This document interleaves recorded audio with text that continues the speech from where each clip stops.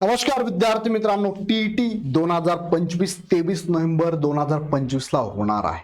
मग या टीईटी संदर्भात जे परीक्षा केंद्र तुम्ही निवडलं असेल तर हा व्हिडिओ तुम्ही नक्की बघा। परीक्षा केंद्र निवडल्यानंतर काही माध्यमातील विद्यार्थ्यांना परीक्षा केंद्र बदलून देण्यात येणार आहे। आता ही परीक्षा केंद्र का बदलून देण्यात येणार आहे, थोडक्यात हा व्हिडिओ बघा। कोणत्या माध्यमातील विद्यार्थ्यांना बदलून देण्यात येणार आहे ते पण बघा आणि कोणती असणारी परीक्षा केंद्र हे पण शेवटपर्यंत बघा। एकूण 9 माध्यमातून ही परीक्षा देता येते या संदर्भातलं विषय आराखड्याचं त्यांचं प्रसिद्धी पत्रक होतं। तुम्ही कोणत्या माध्यमातून एक्झाम देणार एकदा चेक करून घ्या आणि त्यानुसार तुमचं परीक्षा केंद्र कुठे येऊ शकतं बघून घ्या। हा व्हिडिओ शेवटपर्यंत बघा। माध्यमानुसार परीक्षा केंद्रांची लिस्ट काय, तत्पूर्वी सांगू इच्छितो की सीटीटी 8 फेब्रुवारी 2026 ला होणार आहे। ही प्रसिद्धी पत्रक आलेलं आहे। फॉर्म भरण्याची प्रोसेस अजून चालू होणार आहे। या फॉर्म भरण्याची प्रोसेस आणि इतर अपडेट घेण्यासाठी हा चॅनल सबस्क्राइब करून बेल आयकॉन क्लिक करून ठेवा आणि अजूनही टीईटीच्या किंवा इतर टेटच्या वेगवेगळ्या माध्यमातल्या ज्या अपडेट तुम्हाला हवे असतील तर हा चॅनल सबस्क्राइब करून बेल आयकॉन क्लिक करून ठेवा। सीडीच्या बॅचेस पण आपल्याकडे चालू आहे। सीडीची सेपरेट बॅच तुम्हाला बघा पेपर 1 पेपर 2 ची लाईव्ह प्लस रेकॉर्डेड स्वरूपातली अवेलेबल आहे आणि सीटीटी प्लस टीटीची बॅच पण तुम्हाला इथे अवेलेबल आहे। दोन्ही बॅचेसला शिकवणारा फॅकल्टी प्रत्येक विषयाला सेपरेट असणार आहे। टू द पॉइंट शिकवणार आहे। टेस्ट सिरीज अवेलेबल आहे। पीडीएफ स्वरूपात नोट्स अवेलेबल आहे। Mentoring session, doubt clearing session सुद्धा करून घेतलं जातं। त्यासाठी काय करा, चॅनल सबस्क्राइब तर कराच पण ॲप डाउनलोड करून हवी ती बॅच लगेच परचेस करा। खाली डिस्क्रिप्शन मध्ये लिंक दिली आहे, एकदा बघून घ्या। चला मुख्य मुद्द्याकडे तुम्हाला घेऊन जातो। 3 नोव्हेंबर 2025 एक प्रसिद्धी पत्रक आलं एमएससी वेबसाईट वरती। त्या प्रसिद्धी पत्रकात सांगितलेला मुद्दा विषय असा आहे बघा। तुम्हाला माहिती असेल 23 ऑगस्ट 2013 शासन निर्णयानुसार टीटी 2025 ही 23/11/2025 ला होणार आहे। डेट मध्ये काही बदल नाही आहे। पण ह्या एक्झाम साठी बघा 4 प्रकारचे माध्यम, बंगाली, कन्नड, तेलुगू आणि गुजराती तुम्हाला ते बघायला मिळाल। हे 4 प्रकारचे जे माध्यम ज्यांनी निवडलं असेल त्या माध्यमांच्या विद्यार्थ्यांची संख्या प्रचंड कमी आहे। मग ह्या कमी असणाऱ्या विद्यार्थ्यांसाठी सेपरेट पूर्ण महाराष्ट्र जिल्ह्यामध्ये हे सेंटर न देता ठराविक ठिकाणीच हे सेंटर देण्याचं हे पुणे परिषदेचं नियोजन आहे। या 4 माध्यमातल्या विद्यार्थ्यांनाच फक्त ही लिस्ट घोषित केलेली आहे। बाकीचे जे माध्यम आहे उरलेले 5 त्यांना मात्र लिस्ट घोषित केलेली नाहीये। त्यांची सेंटर त्यांनी जी निवडली असेल तीच असणार आहे किंवा प्रेफरन्स बाय प्रेफरन्स तुम्हाला परीक्षा सेंटर मिळणार आहे।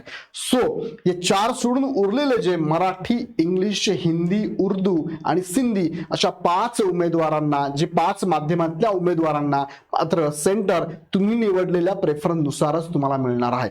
ह्या 4 जणांची लिस्ट फक्त आलेली आहे। आता प्रश्न तुमचा आहे, सर मराठी माध्यमाचं काय, मग हिंदी माध्यमाचं काय, उर्दूचं काय, नाही का, असा प्रश्न तुम्ही मला विचाराल तर पहिलेच सांगतो की तुमचं जे सेंटर असेल, तुम्ही जे सेंटर फॉर्म भरताना दिले होते प्रेफरन्सली 3 त्यापैकीच सेंटर तुम्हाला मिळणार आहे। त्यात काही बदल होणार नाही। सो आता हे या माध्यमाच्या विद्यार्थी उमेदवारांची राज्यामध्ये एकूण संख्या कमी प्रमाणात असल्याने संबंधित सर्व विद्यार्थी उमेदवारांचे परीक्षा केंद्र उपलब्ध करण्यात येत आहेत, याची संबंधित सर्व विद्यार्थी उमेदवारांनी नोंद घ्यावी। काय सांगितलंय, एकूण संख्या कमी यांची, मला तेच म्हटलं। सोबत त्यांनी हे पण दिले बघा, कमी उमेदवार संख्या असलेल्या माध्यमातील उमेदवारांना उपलब्ध करून देण्यात आलेल्या जिल्ह्यांची नावं सुद्धा त्यांनी दिली। काय दिले बघूया आपण। मग पहिले 2 माध्यम बघूया बघा। टीटीचा फॉर्म भरताना तुम्हाला मागे घेऊन जातो। टीटीचा फॉर्म भरताना तुम्हाला 9 माध्यम निवडीसाठी दिलेले होते। कोणते कोणते होते? मराठी, इंग्रजी, उर्दू, हिंदी, बंगाली, कन्नड, तेलुगू, गुजराती आणि सिंधी। त्यापैकी ह्या 4 जणांचीच फक्त ही लिस्ट त्यांनी घोषित केलेली आहे। का घोषित केली आहे? कारण यांची संख्या कमी असल्या कारणाने। बाकी उरलेल्या 5 जणांनी घाबरून जायची गरज नाहीये। तुमचं सेंटर तेच असेल जे तुम्ही फॉर्म भरताना निवडलेलं आहे। मग त्यापैकी 2 बघूया आपण, एक बंगाली आणि एक कन्नड। हे जे उमेदवार आहेत ज्यांनी हे माध्यम निवडलं आहे त्यांच्यासाठी कसे सेंटर असतील बघा। जसं की बंगाली ज्यांनी भाषा माध्यम निवडले, काय बंगाली माध्यम ज्यांनी निवडलेलं आहे त्यांच्यासाठी बघा, त्यांनी परीक्षेचं सेंटर कोणतं दिलं होतं ह्या उमेदवारांनी बघा। ज्यांनी मुंबई वेस्ट दिला असेल, मुंबई नॉर्थ दिला असेल, पालघर दिला असेल, पुणे दिले असेल, धुळे दिले असेल, नंदुरबार दिला असेल आणि जालना दिला असेल, हे सेंटर जर तुम्ही दिला असेल जालनापर्यंत, ह्या लोकांसाठी एक्झाम सेंटर कोणतं असणार आहे तर ह्या लोकांना एक्झामचं सेंटर असणार आहे फक्त पुणे। आणि मुलांची संख्या बघा किती आहे, मुंबई वेस्टचे 3 आहे, त्यानंतर मुंबई नॉर्थ, मुंबई वेस्टचे 3, मुंबई नॉर्थचे 3 आहे, पालघरचे 1 आहे, पुण्याचा 2 आहे, धुळ्याचे 2 आहे, नंदुरबारचे 2 आहे आणि जालनाचे 1, असे 12च उमेदवार फक्त। ह्या 12ही उमेदवारांची एक्झाम कुठे होणार आहे? यांची एक्झाम होणार आहे पुण्याला। लक्षात घ्या. दुसरं काय, ज्यांनी बंगाली माध्यम निवडलेलं आहे, जे नागपूरचे आहे, जे गोंदियाचे आहे, जसं की नागपूरला 3 आहे, गोंदियाला 5 आहे. बघा, गोंदियाला 5 आहे. त्यानंतर चंद्रपूरला 18 आहे, गडचिरोलीला 77 आहे. असे टोटल 103 उमेदवार आहे. या किती जिल्ह्यातले? 4 जिल्ह्यातले. यांचं सेंटर कुठे असणार आहे? चंद्रपूर असणार आहे, लक्षात घ्या.